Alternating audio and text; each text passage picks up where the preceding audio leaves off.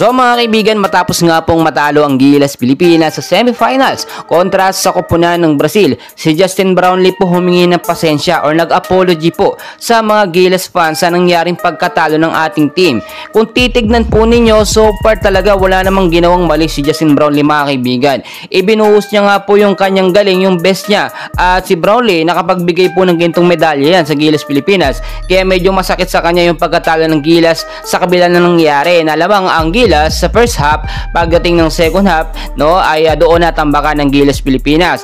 Ayon kay Justin Brownlee, sa pahayag po niya, I feel like I let my teammates down by the way I play. Ibig sabihin nito, parang nasa kanya yung talagang pagkapanalo ng Gilas Pilipinas dahil medyo nagkulang, no? Medyo nawala yung momentum ni Justin Brownlee. Doon na po nagkaroon ng sunod-sunod, no, na puntos or talagang nakalamang na, no, ng double digits po etong Brazil. Kung titignan nyo mga kaibigan, para sa akin kinakailangan lang talaga mas palakasin pa ni Coach Tim Con ang sistema ng Gilas Pilipinas, especially yung first 5. Dapat may another set of first 5 din po para sa Gilas Pilipinas para pwedeng magpalit-palit or magkaroon ng change po ng mga player kung sakaling mapagod. Alam naman natin, nakikita natin sa Gilas Pilipinas mga kaibigan, minsan wala po sila sa kondisyon at napakaganda naman talaga ng pinakita ng Gilas Pilipinas sa first quarter.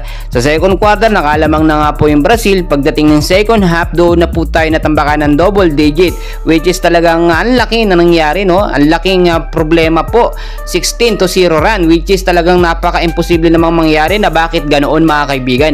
Nahaya at napabayaan po ng Gilas Pilipinas.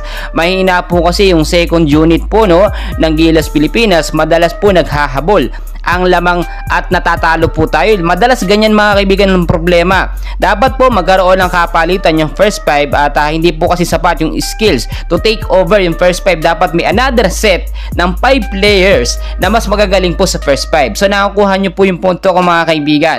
At yung pinaka number 1 po na nakita natin dito na naging problema nung hindi po pinasok ni Coach Tim Con, etong ating pambato na si Kai Sotto para sa depensa. Kasi kapag may Kai Sotto mga kaibigan, hindi po talaga mangyayari yun, no? Sigurado po ako malaki ang tsansa nating manalo. First quarter 10 points ang lamang natin, pero kung may Kai Sotto yun, sa second half hindi po mangyayari yun. Mapipigilan ni Kai Sotto yun mga kaibigan. Si Kai Sotto, kahit sabihin na natin ganyan yan, malamya, kumilos, no, pero napakalaki po ng impact niya sa loob. Sa Japan, bilig talaga si Kai Sotto mga kaibigan. Pang intense and crucial game po ipinapasok yan, no, dahil talagang kailangan yung depensa ni Kai, yung tangkad ni Kai Sotto, may intimidate po yung mga sharpshooter niya, no. Kahit yung pagpasok sa ilalim, makokontra po yan. Kahit sabihin natin mga NBA or ex-NBA player pa yan. Well, para sa akin siguro kondisyon pa si Kai Sotto kung sakali nga makapasok sa finals ang Gilas Pilipinas, baka doon pagamitin. Pero sa semifinals, nalaglag ang Gilas Pilipinas at hindi nakapasok. Pagkakataon na sana sa Gilas Pilipinas para magkaroon ng slot sa Olympics, pero syempre still proud pa rin tayo sa Gilas Pilipinas dahil pinakita nila, no, pusong Pinoy. Gilas Pilipinas hindi basta-basta magpapatalo. Well mga kaibigan, update ko kayong muli, and please huwag kalimutan mag-like and subscribe. Maraming salamat po.